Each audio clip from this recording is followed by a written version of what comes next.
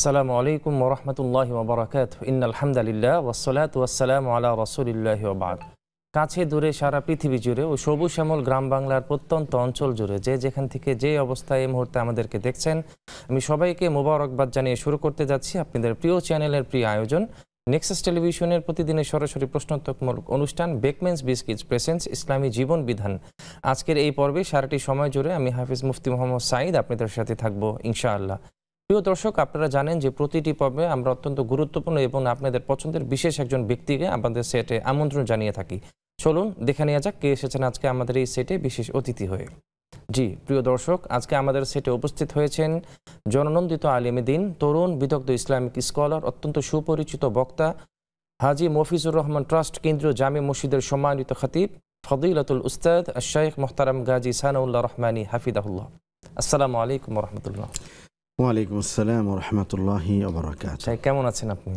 আলহামদুলিল্লাহ, আল্লাহ তাআলা খুবই ভালো রেখেছেন। আপনারা কেমন আছেন? জি আলহামদুলিল্লাহ ভালো রেখেছেন। আপনাকে আমাদের নেক্সাস টেলিভিশনের দর্শকদের পক্ষ থেকে এবং আমাদের পক্ষ থেকে স্বাগত জানাচ্ছি। জাযাকাল্লাহ। আহলান ওয়া সাহলান মারহাবান বিক। প্রিয় দর্শক, পবিত্র কুরআনুল হাকিম একটি আয়াত আছে, আল্লাহ তাআলা ইরশাদ করেছেন আউযু বিল্লাহি মিনাশ শাইতানির রাজিম ওয়া আতিমুল হাজ্জা ওয়াল উমরাতা লিল্লাহ, যে তোমরা উমরা এবং হজ পালন করো শুধুমাত্র আল্লাহর সন্তুষ্টির জন্য।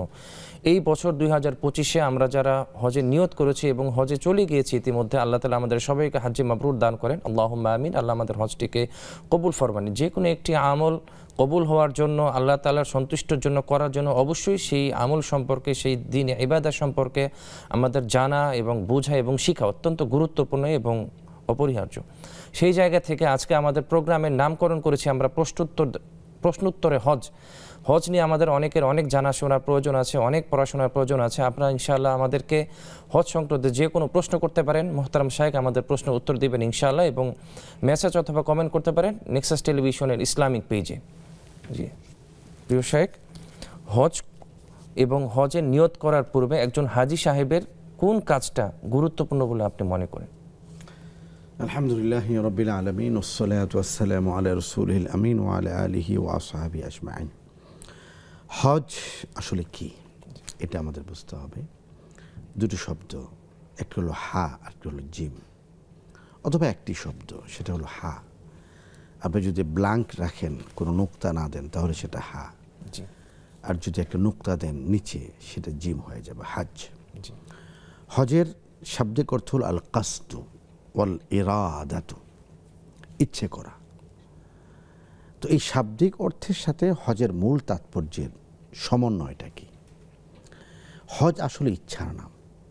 এই ইচ্ছাটা দুদিক থেকে হতে হয়। একটা হলো বান্দার পক্ষ থেকে হতে হয় ইচ্ছা, আরেকটা হলো আল্লাহর পক্ষ থেকে হতে হয় ইচ্ছা। দুটোর ব্যাখ্যা আপনি দেখুন। পৃথিবীর অসংখ্য মানুষ আছেন যাদেরকে আল্লাহ তাআলা সামর্থ্য দিয়েছেন, তিনি হজে যেতে পারছেন না। কারণ হলো এই হজের মতো নেক একটা ইচ্ছা করার সৌভাগ্য তিনি পাননি। দুই নম্বর বিষয় হলো, হজে যেতে হলে যার ইচ্ছা আমাদের দরকার সবচেয়ে বেশি জীবনের প্রতিটা মুহূর্তে, তিনি হলেন আল্লাহ আজ্জা ওয়া জাল্লা। আল্লাহ যদি ইচ্ছা করেন, তাহলে হজের সামর্থ্য নেই, দরিদ্র মানুষ নুন আনতে পান্তা ফুরায়, সকালে খেলে বিকেলে কি খাবেন সেটা জানেন না, এমন মানুষদেরকেও আল্লাহ তাআলা জিয়ারতে বাইতুল্লাহ নসিব করেন যদি তিনি ইচ্ছা করেন। এজন্যই হজের আয়াতের মধ্যে বলা হয়েছে বিসমিল্লাহির রহমানির রহিম ওয়ালিল্লাহি আলান নাসি হজ্জুল বাইত মান ইসতাতা ইলাইহি সাবিলা। অন্য সমস্ত ইবাদত একরকম, হজটা আরেক রকম। অন্য সমস্ত ইবাদতের পদ্ধতি এক, হজের পদ্ধতি আরেক। অন্য সমস্ত ইবাদতের বিধান একরকম, হজের বিধান আরেক রকম। অন্য সমস্ত ইবাদতগুলি করার প্রক্রিয়া একরকম, হজের প্রক্রিয়া আরেক রকম। দেখুন, নামাজ ফরজ, প্রতিদিন 5 ওয়াক্ত নামাজ। সেখানে আল্লাহ তাআলা বলছেন ইন্না সলাতা কানাত আলাল মুমিনিনা কিতাবাম মাওকুতা, নির্ধারিত সময়ে নামাজ পড়া ফরজ। ইন্না সলাতা কানাত আলাল মুমিনিন, এখানে লিল্লাহ শব্দ নেই। রোজা ফরজ, আকিমুস সালাহ ওয়া আতুজ যাকাত ওয়া তাসুমু রমাদান। আল্লাহ তাআলা রমজানের রোজা রাখার কথা বলেছেন, লিল্লাহ শব্দ নেই। যাকাত ফরজ, আল্লাহ ওয়া আতাউ যাকাত বলেছেন, লিল্লাহ শব্দ নেই। কোনো ইবাদতে আল্লাহ লিল্লাহ শব্দটা উল্লেখ করেননি।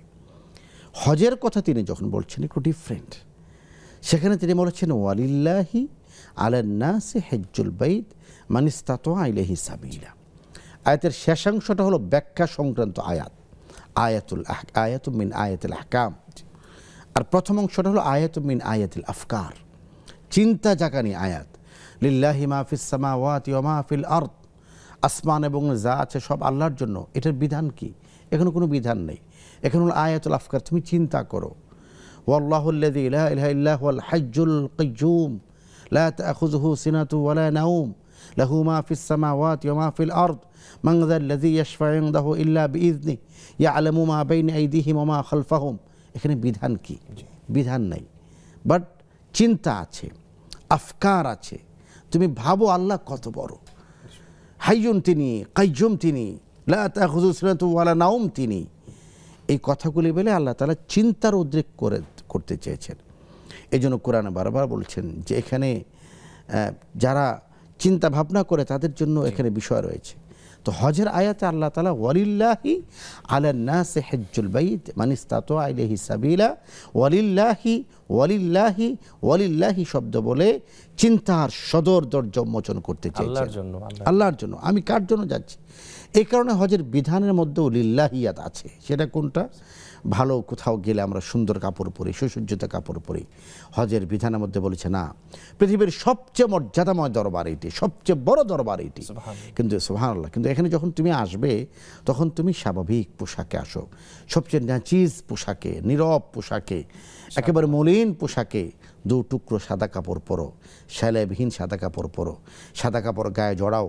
আমার শরীর তো কালো, আমার শরীর তো অন্ধকার, আমার শরীর তো প্রতি গন্ধময়, আমার শরীরের রন্ধ্রে রন্ধ্রে প্রতি পশমের গোড়ায় গোড়ায় পাপ। আল্লাহ বলছেন আমি তোমাকে পবিত্র করার জন্য এহরামের কাপড় দিলাম। তুমি এহরামের শুভ্র সফেদ কাপড়ের মাধ্যমে তোমার শরীরকে আবৃত করো। আল্লাহ আমার অন্তরে যে পাপ, আল্লাহ বলছেন আমি তোমার শরীরকে এহরামের শুভ্র কাপড় পরার সুযোগ দিলাম। মানে হলো তুমি এই এহরামের প্রস্তুতিকে তোমার হৃদয়ে নিয়ে যাও, আর তোমার অন্তরকে, কলবকে, তোমার হৃদয়কে তুমি লেবাসুল এহরাম পরাও, যেটা আমরা কোরআনে দেখি আল্লাহ বলেছেন। দর্শক আমাদের সাথে অপেক্ষমান আছেন, পরে আমরা আবার ফিরবো ইনশাআল্লাহ। দুইজন দর্শক আছেন আমাদের সাথে, যে প্রথম জন। আসসালামু আলাইকুম। ওয়ালাইকুম আসসালাম। জি বোন, আশা করি ভালো আছেন, আপনার প্রশ্নটি করবেন। জি বোন। আমার প্রথম প্রশ্ন হলো, জি বোন, আমি যদি নিয়ত করি যে আল্লাহ আমি 4 রাকাত নামাজ পড়বো, এই নামাজের রহমত বরকত দিয়ে আমার কোনো সমস্যার সমাধান তুমি করে দাও, এইভাবে কি নামাজ পড়া যাবে? জি। 1 নম্বর প্রশ্ন। জি। আর 2 নম্বর প্রশ্ন, আমরা মিসওয়াকের সাথে টুথপেস্ট ব্যবহার করতে পারবো? জি জি জি জি অনেক ধন্যবাদ বোন আপনাকে দুইটি প্রশ্ন করার জন্য। জি শেখ, এক বোন আমাদেরকে প্রশ্ন করছিলেন, আমরা বোনের প্রশ্নের পরে আমরা আলোচনায় ফিরবো ইনশাআল্লাহ। ওই বোন বলছিলেন যে আমি যদি নামাজের এরকম নিয়ত করি যে আল্লাহ আমি 4 রাকাত বা 6 রাকাত নফল নামাজ আদায় করবো, এর মাধ্যমে আপনি আমার এই বিপদগুলোকে দূর করে দেন, এভাবে কি আসলে নামাজ পড়া যাবে কিনা? 4 রাকাতের করা যাবে, 6 রাকাতের করা যাবে না। এখানে নফল নামাজের একটা ব্যাখ্যা আছে। এটা হলো দিনের নফল নামাজ 2 রাকাত করে হতে পারে, 4 রাকাত করে হতে পারে, 6 রাকাত 8 রাকাত, কোনো সমস্যা নেই। তবে 1 সালামে 2 রাকাত, 1 সালামে 4 রাকাত। রাতের নফল নামাজের ক্ষেত্রে 1 সালামে 8 রাকাত পর্যন্ত পড়া যাবে। জি। তো তিনি, আমার বোন, আপনি যে প্রশ্নটি করেছেন যে আপনি বিভিন্ন পেরেশানি থেকে মুক্তির জন্য যে নামাজ পড়বেন, এটা পড়া যায় কিনা, এটা নিয়ত করা যায় কিনা? অবশ্যই যায়। বিপদ থেকে মুক্তির জায়গা তো নামাজ, নামাজের মাধ্যমেই তো আমরা বিপদ থেকে মুক্তি হব। এই ধরনের নামাজকে বলা হয় সলাতুল হাজাত। হাজাত মানে প্রয়োজন, প্রয়োজন পূরণের জন্য যে নামাজ, এই নামাজকে সলাতুল হাজাত বলে। অবশ্যই নামাজ পড়া যাবে, এবং যে কোনো বিপদ পেরেশানিতে এই নামাজ পড়াটাই হলো নবীজির নির্দেশ। জি, জাযাকুমুল্লাহ খাইর। শেখ, বোন আমাদেরকে দ্বিতীয়তে যে প্রশ্ন করেছেন, মিসওয়াক তো সুন্নাহ, মিসওয়াকের সাথে কি টুথপেস্ট ব্যবহার করে এটা ইউজ করা যাবে কি? যাবে, কোনো সমস্যা নেই। মিসওয়াকের মূল তাৎপর্য কি? মিসওয়াকের মূল তাৎপর্য হলো আপনার দাঁতকে পরিষ্কার করে এবং অন্তরের মধ্যে একটা স্বচ্ছতা আনয়ন করে। তো এটার সাথে আপনি টুথপেস্ট ব্যবহার করতে পারেন, কোনো সমস্যা নেই। জি, তার ইয়া সম্পর্কে আমাদেরকে যেটা বলছিলেন আল্লাহ তাআলা বলেছেন যে তুমি তোমার হৃদয়কে, তোমার কলবকে লেবাসুল ইহরাম পরাও। এই জন্য আয়াতের মধ্যে কোরআন আল্লাহ তাআলা বলছেন ওয়াতাজাওয়াদু ফাইন্না খায়রাজ যাদি তাকওয়া, প্রস্তুতি গ্রহণ করো। বিমানের টিকিট কাটা এটা একরকম প্রস্তুতি, ভিসা করা এটা একরকম প্রস্তুতি, এজেন্সি নির্বাচন করা এটা একরকম প্রস্তুতি, আপনি কবে যাচ্ছেন, আগে মক্কায় যাচ্ছেন না মদিনায় যাচ্ছেন, এটা নির্ধারণ করা একরকম প্রস্তুতি। তবে মূল প্রস্তুতি কোনটা? আল্লাহ তাআলা বলছেন ওয়াতাজাওয়াদু ফাইন্না খায়রাজ যাদি তাকওয়া, তুমি তোমার অন্তরের মধ্যে তাকওয়ার লেবাস পরাও, তাকওয়ার প্রস্তুতি গ্রহণ করো। অন্তরের মধ্যে যদি তাকওয়ার প্রস্তুতি থাকে, অন্তরকে যদি আমি তাকওয়ার পোশাক পরাতে পারি, অন্তরকে যদি তাকওয়ার সুবাসে সুবাসিত করতে পারি, অন্তরকে যদি তাকওয়ার আলোতে আলোকিত করতে পারি, অন্তরকে যদি তাকওয়ার নূরে নূরান্বিত করতে পারি, তাহলে আমার অন্তরের মধ্যে একটা আলাদা রূপ তৈরি হবে, একটা আলাদা পাওয়ার তৈরি হবে, যে পাওয়ার আমার অন্তরেরকে আলোকিত করবে এবং হৃদয়ের গভীর থেকে আমার উচ্চারণ আসবে লাব্বাইক আল্লাহুম্মা লাব্বাইক, লাব্বাইক লা শারীকা লাক লাব্বাইক, ইন্নাল হামদা ওয়ান নি'মাতা লাকা ওয়াল মুলক লা শারীকা লাক। এই জন্য তালবিয়া কেবল উচ্চারণ নয়, তালবিয়া উচ্চারণের নাম, তালবিয়া অনুভবের নাম, তালবিয়া অনুভূতির নাম, তালবিয়া উচ্ছ্বাসের নাম। রাসূলুল্লাহ সাল্লাল্লাহু আলাইহি ওয়াসাল্লামকে জিজ্ঞেস করা হচ্ছে আইয়ুল আমালি আফদালু, অর্থাৎ আইয়ুল আমালি আফদালু ফিল হজ, ইয়া রাসূলুল্লাহ হজের মধ্যে সবচেয়ে গুরুত্বপূর্ণ আমল কোনটা? নবীজি বলেছেন আল আজ্জু ওয়াস সাজ্জু। আজ্জু মানে কি? কিতাবের মধ্যে ব্যাখ্যা আসছে আত-তালবিয়াতু বিসাউতিন আলিন, উচ্চস্বরে তালবিয়া পড়া। নবীজি বলেছেন এটা হলো হজের মূল ফ্লেভার। আমরা জামারাতে কি বলে মিনায় তালবিয়া পড়ছি, মুজদালিফায় তালবিয়া পড়ছি, আরাফায় তালবিয়া পড়ছি, আমরা ঘর থেকে ওমরার জন্য ইহরাম বেঁধে যখন যাচ্ছি আমরা তালবিয়া পড়ছি, এয়ারপোর্টে তালবিয়া, বিমানে তালবিয়া, জেদ্দায় তালবিয়া, মক্কা শরীফে যাচ্ছি আমাদের তালবিয়া, হোটেলে আছি তালবিয়া, মসজিদে যাচ্ছি তালবিয়া, মসজিদে হারামে এলাম তালবিয়া। যখন উমরার যাত্রী যখন তার চোখের সামনে প্রথম কাবা শরীফ চলে আসবে তখন তার তালবিয়া বন্ধ। হজের যাত্রী 7 তারিখ তালবিয়া পড়বেন, 8 তারিখ তালবিয়া পড়বেন, 9 তারিখ তালবিয়া পড়তেন, 10 তারিখ ভোরে তালবিয়া পড়বেন, 10 তারিখ যে সময় তিনি জামানা করবেন এরপরে তালবিয়া বন্ধ। তো মূল কথা হলো হজের সবচেয়ে গুরুত্বপূর্ণ আমল তালবিয়া, হজের সবচেয়ে অবহেলিত আমল তালবিয়া। তালবিয়াটাকে আমরা ছেড়ে দিই, সবচেয়ে গুরুত্বপূর্ণ আমল তালবিয়া। কেন? কারণ হলো এই তালবিয়ার মধ্যে আমার হৃদয়ের উচ্ছ্বাস আছে, হৃদয়ের অভিব্যক্তি আছে, হৃদয়ের উচ্ছ্বাসের সাথে আমি যে সাক্ষ্য দিচ্ছি আল্লাহকে লাব্বাইক লা শারীকা লাক লাব্বাইক ইন্নাল হামদা ওয়ান নি'মাতা লাকা ওয়াল মুলক লা শারীকা লাক, আল্লাহ তাআলা এই আমার এই সাক্ষ্যকে গ্রহণ করছেন। কারণ হজের সফরটা প্রেমের সফর, ভালো লাগার সফর, ভালোবাসার সফর। এই জন্য তালবিয়াটা হলো ভালোবাসার উচ্চারণ। জি, অনেক শুকরিয়া শেখ, আপনার কাছে আমরা কিছুক্ষণ পরে আবার ফিরবো ইনশাআল্লাহ। প্রিয় দর্শক, খুব চমৎকারভাবে মোহতারাম শেখ আমাদের হজের গুরুত্ব সম্পর্কে বলছিলেন। এরই মাঝে সময় হয়ে গেলে একটি বিরতিতে যাওয়া, ফিরছি আমরা কিছুক্ষণ পরে, ততক্ষণ আমাদের সাথেই থাকুন।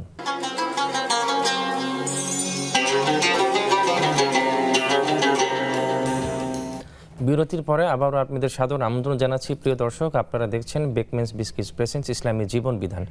আপনারা চাইলে হজ সংক্রান্ত যে কোনো প্রশ্ন আমাদেরকে করতে পারেন, স্ক্রিনে দেওয়া নাম্বারে মেসেজ অথবা কমেন্ট করতে পারেন নেক্সাস টেলিভিশনের ইসলামিক পেজে।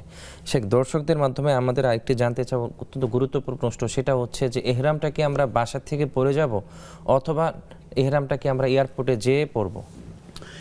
এহরাম পরার আগে আমাকে দুটো বিষয় জানতে হবে। একটা হলো যে আমি আগে মক্কায় যাচ্ছি না মদিনায় যাচ্ছি। যদি আমি মদিনায় যাই, কারণ বাংলাদেশ থেকে অনেক হাজিরা মদিনায় আগে যান, তাহলে আমার এহরাম পরার কোনো বিষয় নেই আমি যদি মদিনায় যাই। আর যদি সরাসরি মক্কায় যাই তাহলে দেখার বিষয় হলো যে আমি এহরাম বাঁধবো কোথায়, আপনি যেটা প্রশ্ন করেছেন। উমরার দুটি ফরজ, দুটি ওয়াজিব। হজ 3 প্রকার, একটা ইফরাদ, একটা কেরান, একটা তামাত্তু। এখন যিনি এহরাম বাঁধছেন তিনি কোন প্রকার হাজি এটা বুঝতে হবে। যদি তিনি এফরাদ হাজি হন তাহলে তিনি ঘর থেকে এফরাদ হজের নিয়ত করবেন, হজের নিয়ত করবেন। মক্কায় নেমে তিনি তাওয়াফে কুদুম করবেন, এরপর তিনি ওয়েট করবেন, হজের সময় শুরু হলে তিনি মিনায় চলে যাবেন। দ্বিতীয় প্রকার হলো কেরান। কেরান হলো যিনি উমরা এবং হজ একই সাথে আদায় করেন, একই হারামে, একই পোশাকে। তো তিনি যদি কেরান হজ করেন তাহলে তিনি নিয়ত করবেন উমরা এবং হজের, লাব্বাইক হজ্জান ওয়া উমরাতান, আল্লাহুম্মা ইন্নী উরিদুল হজ্জা ওয়াল উমরাতা ফায়াসসিরহা লি ওয়া তাকাব্বাল মিন্নি। আরবিতে নিয়ত করবেন। বাংলা নিয়ত করতে পারেন, হে আল্লাহ আমি পবিত্র হজ এবং উমরা একই সাথে আদায় করে নিয়ত করেছি, একই হারামে, এটাকে হজ্জে কেরান বলে। তৃতীয় প্রকার হচ্ছে তামাত্তু। হজ্জে তামাত্তু ব্যক্তির তামাত্তু হজের দুটো অংশ, প্রথম অংশ উমরা, পরের অংশ হজ। তো তৃতীয় অংশের ব্যক্তি তার ঘর থেকে তিনি উমরার নিয়ত করবেন, হজের নিয়ত নয়। অনেকে জায়গাটা ভুল করে ফেলে, অনেকে এখানে হজের নিয়ত করে ফেলে। হজের নিয়ত করলে তিনি সমস্যায় পড়ে যাবেন, তার হজটা হচ্ছে কেরান হয়ে যাবে। তো এখন হলো তিনি উমরার নিয়ত করবেন। উমরার মধ্যে দুটো ফরজ। প্রথম ফরজ হলো এহরাম বাঁধা। এহরামটা কোথায় বাঁধবেন? এই এহরাম বাঁধার মধ্যে 3টি কাজ। একটু এহরামের কাপড় পরা, 2 নম্বর নিয়ত করা, 3 নম্বর তালবিয়া পরা। 3টি মিলে একটি এহরাম বাঁধা। তো আপনার প্রশ্নটা হলো যে এহরামের কাপড় তিনি কোথায় বাঁধবেন, নিয়ত কোথায় করবেন, এটা পরের প্রশ্ন। নিয়ত যখন থেকে তিনি করবেন তখন তিনি মুহরিম হয়ে যাবেন, তখন থেকে বিভিন্ন বিধিনিষেধ তার উপর আরোপিত হবে। তো এই জন্য আমি পরামর্শ দিই যে আপনি এহরামের কাপড়টা ঘরে বাঁধবেন, নিয়ত ঘরে করবেন না। নিয়ত করবেন হজ ক্যাম্পে গিয়ে, অথবা হজ ক্যাম্পের পরে এয়ারপোর্টে গিয়ে। আপনি জানেন যে বেশ কয়েক বছর ধরে ইমিগ্রেশনের টোটাল পার্টটা বাংলাদেশে হয়ে যায়। সৌদি আরবের পার্টটাও বাংলাদেশে হয়, বাংলাদেশের পার্টটাও বাংলাদেশে হয়। বাংলাদেশের পার্টটা হয় হলো ঢাকা হজ ক্যাম্পে, আর সৌদি আরবের পার্টটা হয় হলো এয়ারপোর্টে। তো তিনি ঢাকা হজ ক্যাম্পে গিয়ে বাংলাদেশের পার্ট ক্রস অতিক্রম করবেন, এরপরে এয়ারপোর্টে গিয়ে সৌদি আরবের পার্ট অতিক্রম করবেন। এখন বিষয়টা হলো তিনি এহরামের কাপড়টা বাঁধবেন কোথায়? বাঁধবেন ঘরে। এহরামের কাপড় ঘরে বেঁধে যাবেন, কিন্তু নিয়ত করবেন না। নিয়ত করবেন কোথায়? নিয়ত করবেন তিনি যখন এয়ারপোর্টে পৌঁছবেন, যখন তিনি সৌদি ইমিগ্রেশন এর আগে এয়ারপোর্টে যুতরাতে মসজিদ আছে, মসজিদে রেস্ট নিতে পারবেন, সেই সময় 2 রাকাত নামাজ পড়ে তিনি নিয়ত করবেন। নিয়ত করার পর তালবিয়া পড়বেন। জি, জাযাকুমুল্লাহ খাইর। একজন দর্শক আছেন আমাদের সাথে। আসসালামু আলাইকুম, আপনি কি শুনতে পাচ্ছেন? জি বোন, আশা করি আপনি ভালো আছেন। আপনার প্রশ্নটি করবেন। জি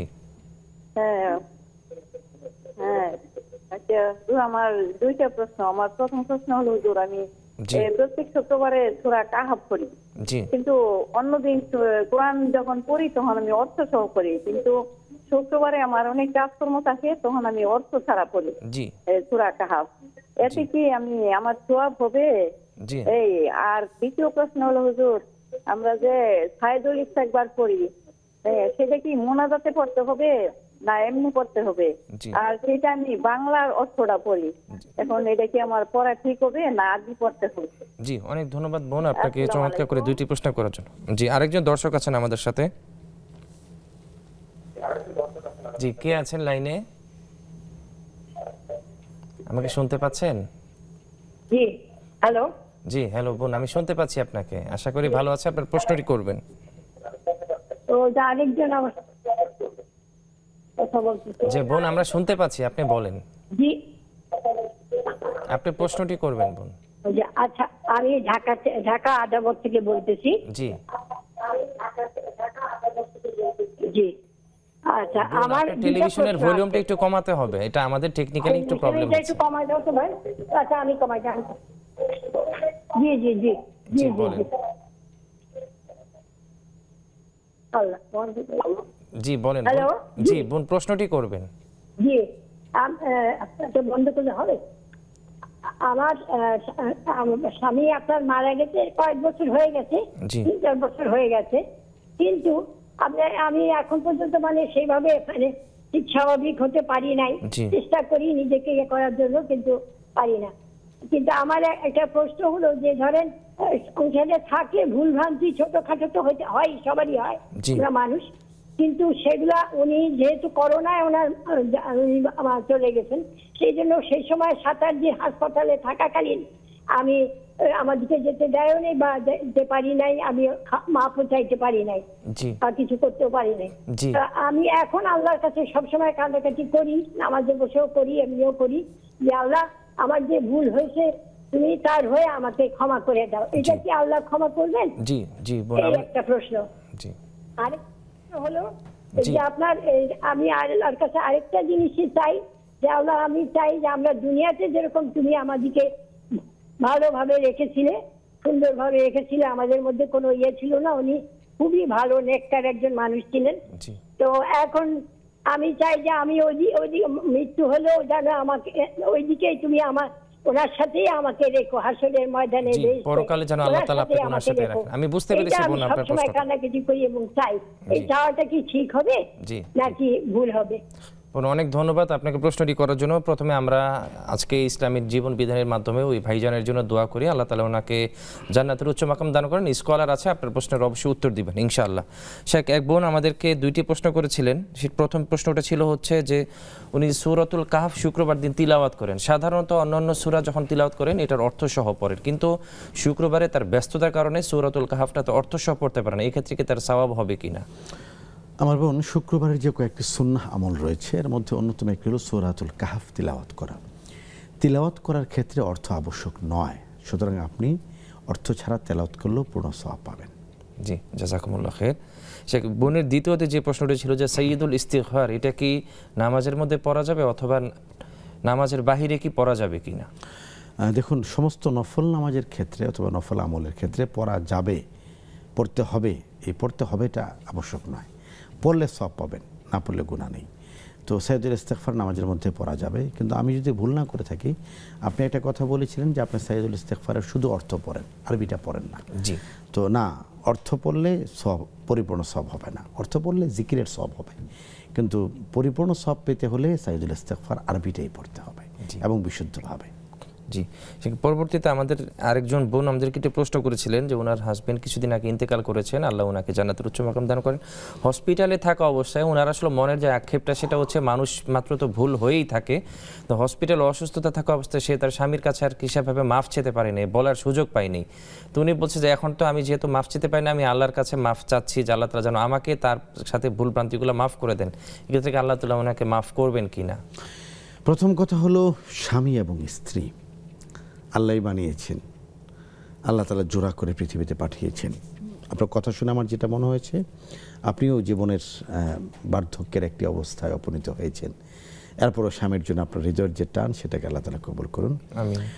হ্যাঁ, স্বামীর কাছে আসলে মাপ চাওয়া উচিত ছিল, তো যেহেতু চাওয়া হয়নি, এখন আমাদের সকলের যিনি মালিক আল্লাহ রাব্বুল আলামিন, আপনি তার কাছে মাপ চান। এবং আরেকটা কাজ আপনি করবেন, সেটা হলো স্বামীর পক্ষ থেকে স্বামীর জন্য কিছু দান সাদাকা করবেন, এবং আপনি বলবেন যে আল্লাহ এই সাদাকাটা এটা আমি আমার স্বামীর জন্য। জি। আমাদের সালাফদের অনেককে দেখেছি যারা ছোট ছোট সাদাকা করতেন, আর বলতেন আল্লাহ এটা আমার বাবার জন্য, এটা আমার মায়ের জন্য, এটা আমার ওয়াইফের জন্য, এটা আমার স্বামীর জন্য।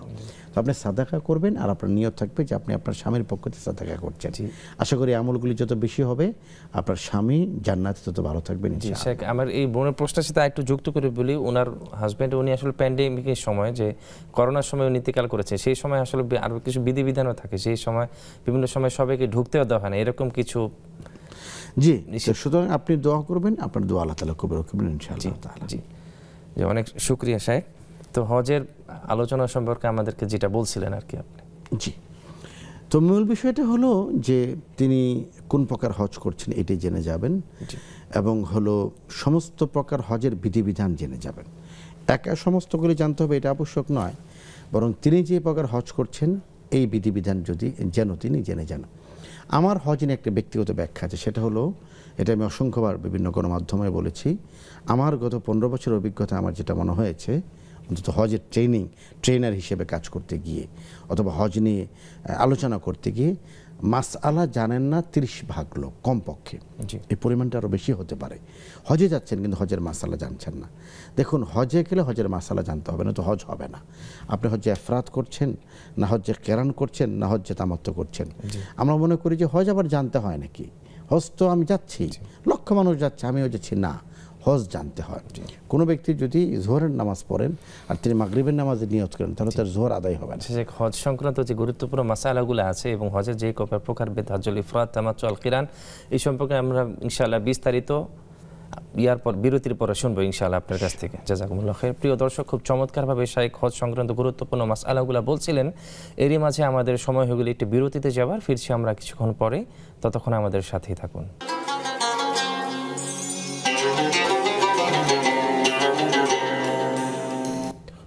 বিরতির পরে আবারও আপনাদের সাদর আমন্ত্রণ জানাচ্ছি। প্রিয় দর্শক, আপনারা দেখছেন বেকমেন্স বিস্কিটস প্রেজেন্স ইসলামী জীবন বিধান। আপনারা চাইলে আমাদেরকে হজ সংক্রান্ত যে কোনো গুরুত্বপূর্ণ বিষয় প্রশ্ন করতে পারেন, স্ক্রিনে দেওয়া নাম্বারে মেসেজ অথবা কমেন্ট করতে পারেন নেক্সাস টেলিভিশনের ইসলামিক পেজে। এক ভাই আমাদেরকে ফেসবুকের মাধ্যমে প্রশ্ন করেছিলেন যে যদি ইসলামী কোনো ব্যাংকে তার জমানো অর্থ থাকে এবং সেটার যদি মুনাফা থাকে, এই দুইটাকে উনি হজের জন্য ব্যবহার করতে পারবেন কিনা? মূল বিষয়টা হলো হালাল যে কোনো অর্থ হজের কাজে ব্যবহার করা যাবে, হালাল। তো শরিয়া ভিত্তিক যে কোনো ব্যাংকে তিনি কোনো টাকা রেখেছেন, সে টাকা শরিয়া ভিত্তিক পরিচালিত যেহেতু হচ্ছে, এটা হালাল এবং এটা সুদ মুক্ত, সুদযুক্ত নয়। তো তিনি সেই টাকা দিয়ে হজও করতে পারবেন, সে টাকার মুনাফা তিনি ব্যবহারও করতে পারবেন। এখন যে ব্যাংকের কথা তিনি বলছেন, সে ব্যাংক বাংলাদেশে শরিয়া ভিত্তিক অনেকগুলো ব্যাংক আছে। এখন সে ব্যাংক শরিয়া অনুসরণের ক্ষেত্রে, প্রতিপালনের ক্ষেত্রে শতভাগ দায়িত্বশীল এবং আস্থাশীল কি না, এটা হলো গুরুত্বপূর্ণ বিষয়। জি জি, অনেক ধন্যবাদ আপনাকে শাইখ। আপনি হজের প্রকার সম্পর্কে আপনি আমাদেরকে বলছেন। জি, মূল কথাটি হলো যে হজে যারা যাবেন, ওনারা যেন কোন প্রকার হজ আদায় করতে যাচ্ছেন এটার ব্যাপারে উনি ধারণা রাখেন। হজের ক্ষেত্রে আমাদের একটা ভুল ধারণা হয়ে থাকে, আমি মনে করি যে মুআল্লিম সব কিছু করে দেবে, এই ধারণাটা শতভাগ ভুল। মুআল্লিম আমার অ্যাকোমোডেশন পার্টনার, মুআল্লিম আমাকে টিকিট দিবে, মুআল্লিম আমাকে ভিসা দিবে, মুআল্লিম আমাকে খাবার দিবে, মুআল্লিম আমাকে হোটেল করে দিবে, মুআল্লিম আমাকে সঙ্গ দিবে। আমার পক্ষ থেকে মুআল্লিম হজ আদায় করবেন না। আমার ট্রাভেল সংক্রান্ত সহযোগিতাগুলো উনি আমাকে করবেন, আমার সফর সংক্রান্ত যত ধরনের সহযোগিতা দরকার, অ্যাকোমোডেশন সাপোর্ট যেটা, জি জি জি, এগুলি তিনি করবেন। ইবাদা সাপোর্ট তিনি দিবেন না, ইবাদা সাপোর্ট দিলে হবে না। আমার পক্ষ থেকে তিনি তালবিয়া পড়লে হবেন না। আমরা অনেকে মনে করি তালবিয়া তো এটা মুআল্লিমের কাছে, এটা ভুল। তালবিয়া আমাকে আমার তালবিয়া পড়তে হবে। তো প্রথম কথা হলো যে আমি কোন প্রকার হজ করছি এটার জন্য আমি জেনে যাই। হজের প্রশিক্ষণ অথবা হজের গবেষণা নিয়ে কাজ করতে গিয়ে যেটা দেখেছি, অনেকে নিজে 10 বছর আগে হজ করেছেন, এখন যদি জিজ্ঞেস করি কোন প্রকার হজ করেছেন, এটা তো হুজুর বলতে পারি না। তার মানে হলো তিনি আসলে জানছেন না কোন প্রকার হজ করেছেন। তো হজের প্রকারটা জানতে হবে, হজের বিধানটা জানতে হবে, হজের করণীয়টা জানতে হবে এবং তিনি কিভাবে এটা আদায় করবেন এটা জানতে হবে। হজের প্রথম অংশ হলো উমরা, যদি সেটা তামাত্তু হয়ে থাকে অথবা কিরান হয়ে থাকে। তামাত্তু হজের দুটো অংশ, প্রথম অংশ হলো উমরা, পরের অংশ হজ। প্রথম অংশ উমরার মধ্যে 4টি কাজ, কোনো ব্যক্তি যদি 4টি কাজ করে তাহলে তার উমরা আদায় হয়ে যাবে। 4টে কাজের মধ্যে 2টি হলো ফরজ। 1 নম্বর ফরজ এহরাম বাঁধা, 2 নম্বর ফরজ কাবা ঘর তওয়াফ করা, 1 নম্বর ওয়াজিব সাফা মারো সাই করা, 2 নম্বর ওয়াজিব মাথার চুল কাটা। এই 4টি কাজ। তো এই 4টে কাজ যদি কোনো ব্যক্তি সঠিকভাবে করতে পারে তার হজ হয়ে যাচ্ছে। এই 4টে কাজের মধ্যে আমরা একটু গরমিল করে ফেলি। যেমন প্রথম কাজ হলো এহরাম বাঁধা। এহরাম বাঁধার মধ্যে এই 4টি কাজ সম্পর্কে আমরা ইনশাআল্লাহ একটু দর্শকের ফোন কলের পরে শুনবো। একজন দর্শক আছেন আমাদের সাথে। আসসালামু আলাইকুম। ওয়ালাইকুম আসসালাম ওয়া রাহমাতুল্লাহি ওয়া বারাকাতুহু। জি জি বোন, আশা করি আমি বলছিলাম বাড়িসা থেকে। জি বোন, আপনার প্রশ্নটি করবেন, স্কলার আছেন, আপনার উত্তর দেবে ইনশাআল্লাহ।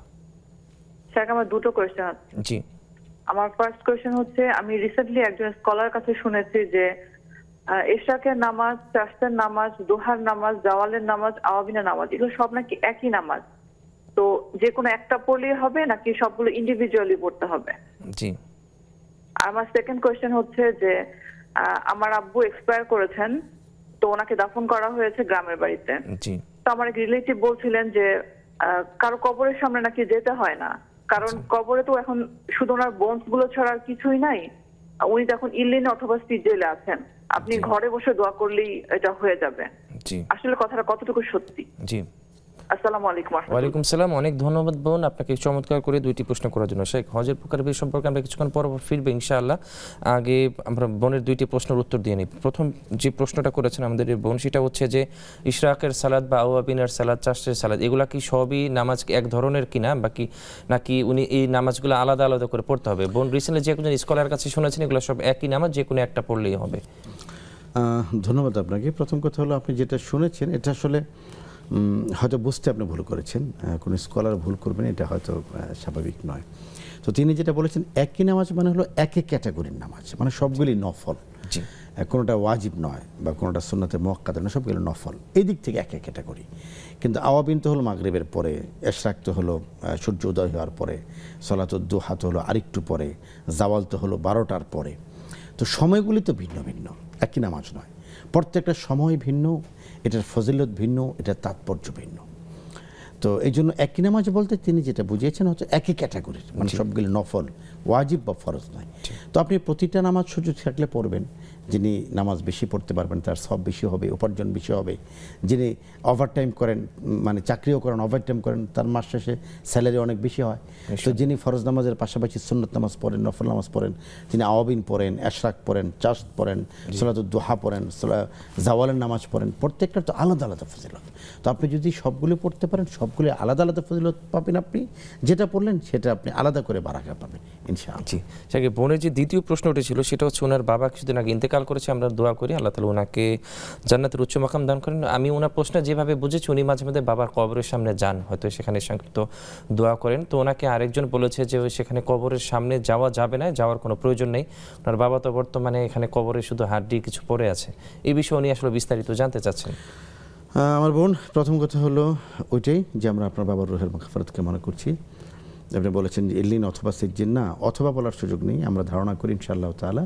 আল্লাহ তাআলা হাদিসে কুদসিতে যেটা বলেছেন, আনা আবদি যন্নিবি, আমি বান্দার সাথে তার ধারণা মতো আচরণ করি। তো আমরা অবশ্যই আশা করি আল্লাহ তাআলা আপনার বাবাকে তিনি ইল্লিনে রেখেছেন ইনশাআল্লাহ তাআলা।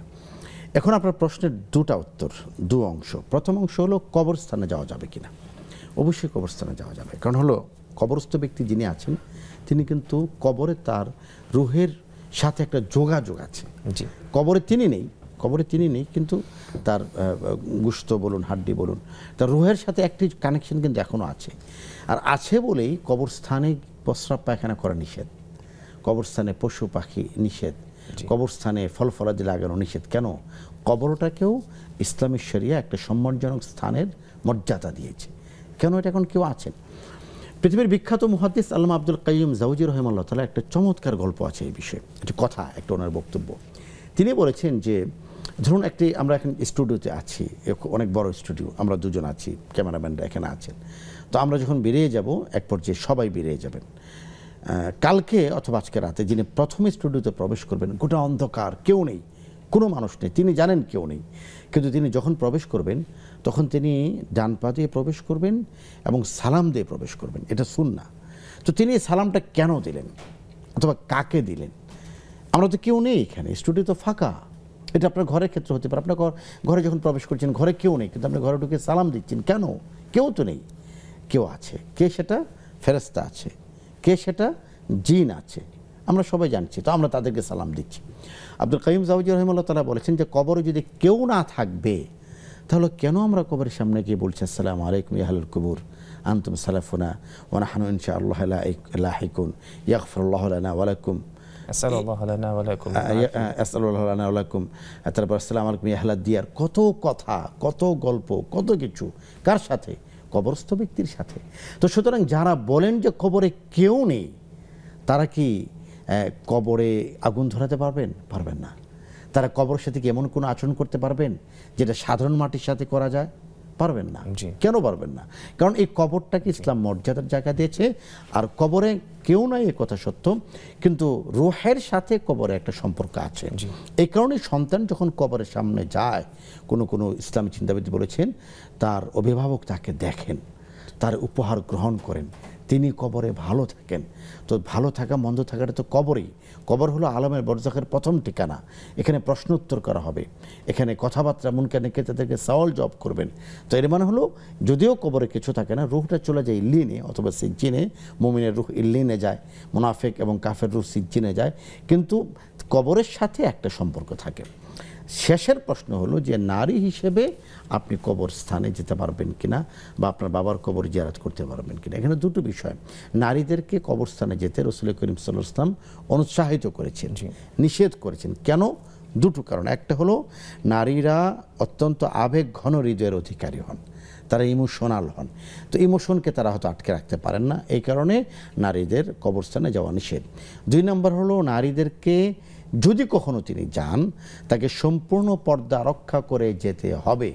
কোনো নারী যদি বেপর্দা অবস্থায় কবরে যান, আশেপাশে যারা কবর জিয়ারত করতে আসে একটা সওয়াবের কাজ, একটা ইবাদতের কাজ। তো তিনি যখন ওই পরিবেশে একজন বেগার নারী দেখবেন, তখন সওয়াবের পরিবর্তে তার গুনাহ হবে। রাসূল করিম সাল্লাল্লাহু আলাইহি ওয়াসাল্লাম আজ থেকে 1500 বছর আগে হাদিস বলে গিয়েছেন, কিন্তু এখনও আমরা দেখি কবরস্থানে যে নিয়তে আমরা যাই, কবর জিয়ারত করব, একটা ইবাদত করব, একটা সুখসপ্ত মন নিয়ে আমরা যাই সেখানে, কিন্তু সেখানে আমরা সেটা দেখতে পাই না। সেখানে আশেপাশে বেগানা বেপরদাহীন নারীদের ভিড় আমরা কবরস্থানগুলিতে দেখতে পাই। একজন বোন যদি এটা না বুঝেন যে কবরস্থান তিনি কি পোশাক পরে যাবেন কবর জিয়ারত করার ক্ষেত্রে, সে অতটুকু সেন্স যদি তার না থাকে, তাহলে তিনি কবরে কখনো যাবেন না। তাহলে মূল কারণ দুটো, যে নারীরা কবরে যাবেন না, কবরস্থানে যাবেন না। কেন? কারণ হলো তাদের আবেগটা বেশি। কোনো নারী যদি আবেগ কন্ট্রোল করে সম্পূর্ণ শরীর পর্দা রক্ষা করে কবরস্থানে যেতে চান, শরিয়া তাকে বাধা প্রদান করে না। জি, অনেক শুকরিয়া শেখ। বোন চমৎকার করে শাইখ আপনার প্রশ্নের উত্তর দিয়েছেন, আশা করি আপনি অবশ্যই উপকৃত হয়েছেন ইনশাআল্লাহ। আরেকজন দর্শক আমাদের সাথে আছেন। আসসালামু আলাইকুম। আসসালামু আলাইকুম ওয়া রাহমাতুল্লাহ। জি, ওয়ালাইকুম সালাম ভাইজান, আশা করি ভালো আছেন। পাবনা সুজানগর থেকে আব্দুল জব্বার বলছিলাম। জি বলেন ভাইজান। হুজুর, আমার 3টে কোশ্চেন আছে। প্রথম হচ্ছে যে হজের বিষয়টা নিয়ে আপনারা আলাপ করতেছিলেন।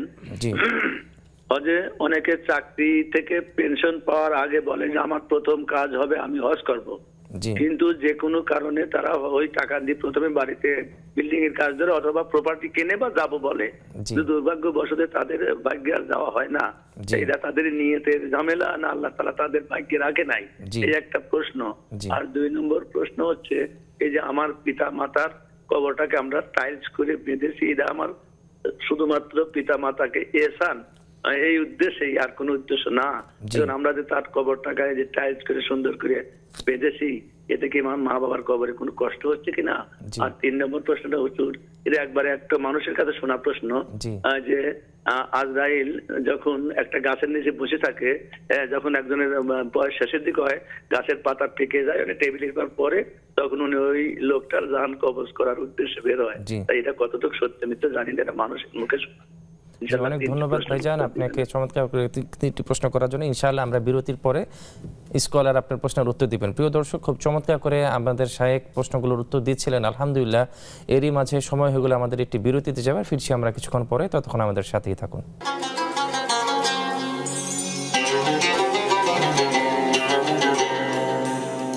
বিরতির পরে আবারও আপনাদের সাদর আমন্ত্রণ জানাচ্ছি। প্রিয় দর্শক, আপনারা দেখছেন বেকমেস বিস্কিটস প্রেজেন্স ইসলামী জীবন বিধান। আলহামদুলিল্লাহ আমাদের মোহতারাম শেখ খুব চমৎকারভাবে অত্যন্ত গুরুত্বপূর্ণ প্রশ্নগুলোর উত্তর দিচ্ছেন হজের বিষয়। আপনারা চাইলে আমাদেরকে হজ সংক্রান্ত যে কোনো গুরুত্বপূর্ণ বিষয় স্ক্রিনে দেওয়া নাম্বারে ফোন করতে পারেন, মেসেজ অথবা কমেন্ট করতে পারেন নেক্সাস টেলিভিশনের ইসলামিক পেজে। শেখ, এক ভাই আমাদেরকে পাবনা সোজানগর থেকে 3টি প্রশ্ন করেছিলেন। ওনার প্রশ্ন হচ্ছে, প্রথম প্রশ্ন যে অনেক ভাই ওনারা নিয়ত করে থাকে যে পেনশনের পরে যে প্রথম টাকাটা পাবো, এই টাকাটা দিয়ে আমি ইনশাআল্লাহ হজে যাব। তো পরবর্তী দেখা যাচ্ছে যে ওনার নিয়তে যখন চেঞ্জ চলে আসে, এই টাকাটা দিয়ে উনি বিভিন্ন প্রপার্টিতে বা উনি জায়গা জমির বিভিন্ন কাজে উনি টাকাটা খরচ করে ফেলেন। এই ক্ষেত্রে কি ওনার আসলে ওয়াদা ভঙ্গ হবে কিনা বা কোনো সমস্যা হবে কিনা? প্রথম কথা হলো, যে টাকা আপনি হজের জন্য নিয়ত করেছেন, এই টাকা অন্য কোনো খাতে ব্যবহার করা যাবে না। টাকার নোট তাইন করা যায় না, নির্ধারিত করা যায় না, কিন্তু অ্যামাউন্ট, এই টাকাটা পেলে আমি হজ করব, তো এই টাকাটা এটার জন্য আপনি মান্যত করে ফেলেছেন, এই জন্য এই টাকা বাড়ির কাজে ব্যবহার করা যাবে না। 2 নম্বর বিষয় আপনি যেটা বলেছেন যে পরবর্তী আর হজে যাওয়া হয় না, এটা আসলে কি? এটা তার দুর্ভাগ্য এবং এটা অত্যন্ত কঠিন পরিতাপের শাস্তিজনক বিষয়। এটা আল্লাহর পক্ষ থেকে। কোনো ব্যক্তির যদি সামর্থ্য ছিল, সামর্থ্য থাকা অবস্থায় তিনি হজ করেননি, পরে তার সামর্থ্য চলে গিয়েছে, তখন তার জন্য উচিত হলো তিনি টাকা ধার করে হজ করবেন। আমি মাসলাটা আবারও বলছি, কোনো ব্যক্তি সামর্থ্যবান ছিলেন, তখন তিনি হজ করেননি, এখন তার সামর্থ্য চলে গিয়েছে, তিনি জমি বিক্রি করে হোক, টাকা ধার করে হোক, তিনি হজ করবেন। নয়তো আল্লাহর কাছে তিনি সামর্থ্য থাকার পরেও হজ করেননি বলে গুনাহগার হবেন। 3 নম্বর বিষয় হলো যে কি বলে এটাকে, আপনি যেটা বলেছেন যে তাহলে কি আল্লাহ তার প্রতি নারাজ? না, এমন নয়। আল্লাহ তো তার প্রতি রাজি বলেই তাকে হজে যাওয়ার মতো সম্পদ দান করেছেন, বরং তিনি না ফরমান যে তিনি আল্লাহর হজে গেলেন না। এই জন্য এখানে তাকদীরের দোহাই দেওয়া যাবে না। আল্লাহ তো আপনাকে সম্পদ যখন দিয়েছেন, মানে হলো আপনাকে হজে যাওয়ার জন্যই সম্পদ দিয়েছেন। এখন আপনি যাচ্ছেন না, মানে হলো তাকদীরের দোহাই দিয়ে আপনি আপনার সম্পদ খরচ করতে চাচ্ছেন না। তো এই জন্য আল্লাহ আপনাকে ডাকেননি এই কথা নয়, বরং আল্লাহ আপনাকে সুযোগ দিয়েছেন, আল্লাহ আপনি সেই অপার সুযোগকে ধ্বংস করেছেন। জি শেখ ভাইজানের দ্বিতীয়তে যে প্রশ্নটি ছিল সেটা হচ্ছে, কবরে অনেক সময় অনেকে মা বাবা যখন ইন্তেকাল করে, অনেকে আবেগ আপ্লুত হয়ে কবরে খুব সুন্দরভাবে টাইলস করে এবং আরও অনেক লাইট জ্বালায়, অনেক কিছুই করে। এটাকে আসলে করা যাবে কিনা? এবং পাশাপাশি আমি আরেকটু প্রশ্ন করতে চাই, অনেকে আবেগ আপ্লুত হয়ে সম্মানের সাথে মাঝে মাঝে কবরে যে ফুল ছিটিয়ে দেয়, এটা কি আসলে করা যাবে কিনা? কবরের সুন্নাহ হলো কবরকে স্বাভাবিক রাখা। বেদাত হলো কবরকে বাধাই করা, পাকা করা। এখন কোন পাকা করা বেদাত? একটি হলো যে মাটিটা খুব নরম, নরবরে, মাটি যে কোনো সময় ভেঙে যেতে পারে। কবরের নিরাপত্তার জন্য কেউ পাকা করেছেন, এটা বেদাত হবে না। কবরের সৌন্দর্য বর্ধনের জন্য কেউ টাইলস করেছেন, এটা বেদাত হবে। বাংলাদেশের অনেক বিখ্যাত আলেমদেরকে আমরা দেখেছি তাদের কবরগুলিকে দেয়াল দেওয়া হচ্ছে কেন? নিরাপত্তার জন্য। কবর ভেঙে যেতে পারে, কি বলে, শিয়ালের সমস্যা থাকে, অনেক সময় পশু পাখি কবরগুলির মধ্যে ঢুকে যায়, তো সেই জন্য তারা একটা সীমানা নির্ধারণ করেন। এটা করলে গুনাহ হবে না। কিন্তু কবরকে সুসজ্জিত করা, কবরে টাইলস লাগানো, আমি তো আজিমপুর গোরস্থানে একটা কবর দেখেছি, উপরে 2টা ফ্যান লাগানো আছে। তো এটা আসলে কবরবাসীকে কি উপকার দেবে আল্লাহ তাআলা ভালো জানেন। মূল বিষয় হলো কবরকে এমনভাবে সুসজ্জিত করা যাবে না, সাজানো যাবে না যেটাকে মানুষ ইবাদতগাহ মনে করে। তো সওয়াবের উদ্দেশ্যে কেউ যদি কবরকে পাকা করে টাইলস করে, এটা গুনাহ হবে। কিন্তু নিরাপত্তার জন্য কবরটা ভেঙে যেতে পারে, কবর যেন ক্ষতিগ্রস্ত না হয়। অনেক সময় সীমানার বিষয় থাকে, জমি সংক্রান্ত অনেক জটিলতা থাকে, সেক্ষেত্রে কেউ কেউ কবর বাধাই করে দেন যাতে কবর রাস্তার মধ্যে ঢুকানো যায়, কারো বাড়ির মধ্যে ঢুকানো যায়। এই সমস্ত যৌক্তিক কারণে কবরকে বাধাই করে যেতে পারে, এটা গুনাহ হবে না। জি, জাযাকুমুল্লাহ শেখ। আমরা একটু আরো কিছু ফোন কল আছে, আমরা ফোন কলে যাচ্ছি। আসসালামু আলাইকুম। আসসালামু আলাইকুম। জি, ওয়ালাইকুম আসসালাম বোন, আশা করি ভালো আছেন। আসসালামু আলাইকুম। আসসালামু আলাইকুম। জি, ওয়ালাইকুম সালাম বোন, আশা করি ভালো আছে। আপনার প্রশ্নটি করবেন। আলহামদুলিল্লাহ। হুজুর, আমার একটা প্রশ্ন। জি। যে প্রশ্ন যে আমার স্বামীর দোকান আছে, দোকান থেকে ধরেন যে আমি কিছু টাকা মাঝে মাঝে নিয়ে আসি, কিছু টাকা নিয়ে আসি, নিয়ে আসার পরে ধরেন যে আমার ছেলে মেয়ে 4 জন মানে সংসারে কাজে খাটাই, বা আমার বাড়িতে যদি যাওয়ার সময় আমার স্বামী কোনো হাত খরচা টাকা দেয় না, আমি ধরেন বাড়িতে হাত খরচের জন্য টাকা খরচা করি, আমার স্বামীকে না করে নিয়ে আসি, যে বাজারে সংসারে বাজার ঘাট করা লাগে, এটাও করি, না নিয়ে আসি, আমাকে এতে কোনো পাপ হবে? আপনার প্রশ্নটা বুঝতে পেরেছি বোন, জাযাকুমুল্লাহ। আপনার প্রশ্নটা আমি বুঝতে পেরেছি বোন, শুকরিয়া। শেখ আরেক ভাই আমাদেরকে প্রশ্ন করেছিলেন যে এটা অনেক মানুষের কাছ থেকে উনি বলতে শুনেছে যে আজরাইল আলাইহিস সালাম একটি গাছের নিচে থাকে এবং ওনার গাছের উপরে অনেকগুলো পাতা আছে, এই পাতার মধ্যে সারা পৃথিবীর মানুষের নাম আছে। উনি যখন আসলে একটা মানুষের হায়াত শেষ হয়ে যায় বা ওনার কাছে হুকুম আসে, উনি পাতাটা ধরে টান দেয়, সেই মানুষের হায়াত শেষ হয়ে যায়। এই বিষয়ে আসলে উনি জানতে চাচ্ছিলেন। এত জায়গা থাকতে গাছের নিচে কেন থাকবে, এটা আমার কাছে আসলে ক্লিয়ার না। আর আমিও তো লিমিটেড জ্ঞানের মানুষ, সব কিছু যে আমি জানি তাও না, এই বিষয়টা আমার জানা নেই। জি, জাযাকুমুল্লাহ খাইর। শেখ এক ভাই আমাদেরকে এটি প্রশ্ন করেছিলেন যে অনেক সময় ভাত সিদ্ধ করা অবস্থায় সেখানে ডিম দেওয়া হয় আর কি, এই অবস্থায় কি আসলে মানে ভাতের ক্ষেত্রে কোনো সমস্যা হবে কিনা বা নাপাকের কোনো বিষয় আছে কিনা? ডিম তো নাপাক নয়।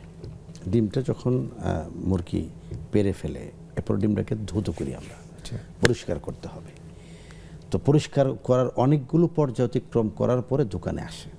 দোকান থেকে আমি যখন ডিমটা সংগ্রহ করছি, তো পরেও তো আমি বাসায় নিয়ে ডিমটাকে ধুয়ে দিচ্ছি। জি, ধুয়ে এরপরে ডিমটাকে আমি ভাতের মধ্যে দিচ্ছি না, এখানে না।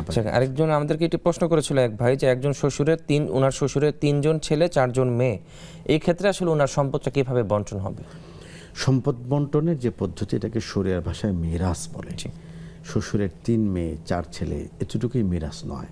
শ্বশুর আছেন কিনা, শাশুড়ি আছেন কিনা, আশেপাশের আত্মীয় স্বজন কি আছেন, এই সকল বিষয়ে আপনি বর্ণনা করলে এরপরে আমরা মিরাসের উত্তর দিতে পারবো। এর জন্য মিরাস, তালাক, ডিভোর্স এই ধরনের উত্তর আমরা ফোনে দিই না। আপনি ইসলামিক বিভাগ, নেক্সাস টেলিভিশন লিখে আপনার বিস্তারিত লিখে চিঠি পাঠাবেন, অথবা আপনার আশেপাশের কোনো একটি ইফতা বিভাগে গিয়ে আপনি চিঠি পাঠাবেন, তারাও আপনাকে মৌখিক নয় লিখিত আকারে জবাব দেবেন ইনশাআল্লাহ। অনেক শুকরিয়া। আমাদের কাছে সর্বশেষ যে বোন আমাদেরকে প্রশ্ন করেছিলেন যে ওনার আসলে একটি ফলের দোকান আছে, উনি মাঝে মাঝে সেখান থেকে টাকা নিয়ে এসে সংসারে বিভিন্ন কাজে খরচ করে। এই ক্ষেত্রে অবশ্য ওনার সন্তানরা ওনাকে অনেক সময় বাধা প্রদান করে। এই টাকাটা কি মাঝে মধ্যে লভ্যাংশের টাকার থেকে উনি কি কিছু টাকা বেশি অংশ নিয়ে ওনার সংসারের কাজে ব্যবহার করতে পারবেন কিনা? আসলে আমি আপনার প্রশ্নটা পরিষ্কার নয় এই কারণে যে আপনি ফলের দোকানটা আপনার একক কিনা। যদি আপনার একক হয়ে থাকে তাহলে তো সম্পদ আপনার সম্পদের মালিকানা আপনার, সম্পদের ব্যবহার আপনার। আর ফলের দোকান যদি স্বামীর হয়ে থাকে, যে স্বামীর ফলের দোকান থেকে আপনি কিছু টাকা আনেন, তাহলে তো স্বামীর অনুমতি ছাড়া টাকা আনা। তো আমি পুরো বিষয়টা ক্লিয়ার না। যদি আপনার দোকান হয়ে থাকে, আপনার দোকান থেকে আপনি লভ্যাংশের টাকা আনতেই পারেন। এখানে একটা বিষয় হয় যে অন্য কারো দোকান আপনি কিছু ইনভেস্ট করেছেন, ধরুন 10 লাখ টাকা ইনভেস্ট করেছেন, তো এটার প্রতি মাসে একটা মুনাফা আসে। এই মুনাফাটা কখনো ফিক্সড থাকে না। এই মুনাফার ক্ষেত্রে আমরা অনেকে যেটা করে থাকি যে প্রতি মাসে 10,000 টাকা নিয়ে আসতেছি, এটা 5 বছর মেয়াদি একটা যৌথ ব্যবসা, 5 বছর পরে এটা একটা হিসাব হবে। হিসাব হয়ে দেখা যাবে যে প্রতি মাসে 10,000 টাকা আনার কারণে আমি প্রতি বছর 1,20,000 টাকা নিয়েছি, তো 5 বছর আমি 6 লাখ টাকা নিয়েছি, তো আমার এখানে প্রফিট হয়েছে 7 লাখ টাকা, তাহলে আমি 1 লাখ টাকা পাবো। আর আমার এখানে প্রফিট হয়েছে 5 লাখ টাকা, তাহলে এই দোকান 1 লাখ টাকা আমার কাছে পাবেন। তো এখন আসলে আপনার পদ্ধতি কোনটা এটা আমি ক্লিয়ার না। তবে যদি এমন হয় যে না একটা ব্যবসা আপনি ইনভেস্ট করেছেন, সেখান থেকে মাঝে মাঝে লভ্যাংশের কিছু টাকা আনেন, এটা এখন হিসাব হয়নি, কোনো সমস্যা নেই। যখন হিসাব হবে, যদি আপনি বেশি পান আপনি গ্রহণ করবেন, আর যদি আপনি কম পান তাহলে আপনি আপনার কাছ থেকে প্রদান করবেন। অনেক শুকরিয়া শেখ। যেহেতু আজকে আমাদের প্রোগ্রামটা ছিল প্রশ্নোত্তরে হজ, তো সম্মানিত হাজী সাহেবরা যারা হজে নিয়ত করেছেন, যারা যাবেন অথবা যারা চলে গিয়েছেন, তাদের উদ্দেশ্যে একদম সংক্ষিপ্ত করে আপনি যদি একটু। মূল কথা হলো হজ 1 মিনিটের মধ্যে শেখ। এর মূল ব্যাখ্যাটি হলো আল্লাহর জন্য। গোটা ইবাদতে একটু ভিন্ন রকম। 2 নম্বর বিষয় হলো, আমি বারবার যে কথাটি বলে থাকি, সেটা হলো হজের সবচেয়ে গুরুত্বপূর্ণ বিধান হলো তালবিয়া। আবারও বলছি, হজের সবচেয়ে গুরুত্বপূর্ণ বিধান হলো তালবিয়া। হজের সবচেয়ে অবহেলিত আমল হলো তালবিয়া। এই জন্য আমাদের হজটা তালবিয়াময় হোক, আল্লাহ তাআলা সে তৌফিক দান। অনেক শুকরিয়া শেখ, আপনাকে সময় দেওয়ার জন্য। আল্লাহ আপনাকে উত্তম প্রতিদান দান করেন। শেখ, এতক্ষণ যারা আমাদের সাথে যুক্ত ছিলেন, আল্লাহ তাআলা আপনাদের সময়টিকে কবুল ফরমান। জাযাকুমুল্লাহু খাইর। ওয়াল্লাহু ইউবারিক ফি হায়াতিকুম। ওয়াসসালামু আলাইকুম ওয়া রাহমাতুল্লাহি ওয়া বারাকাতুহু।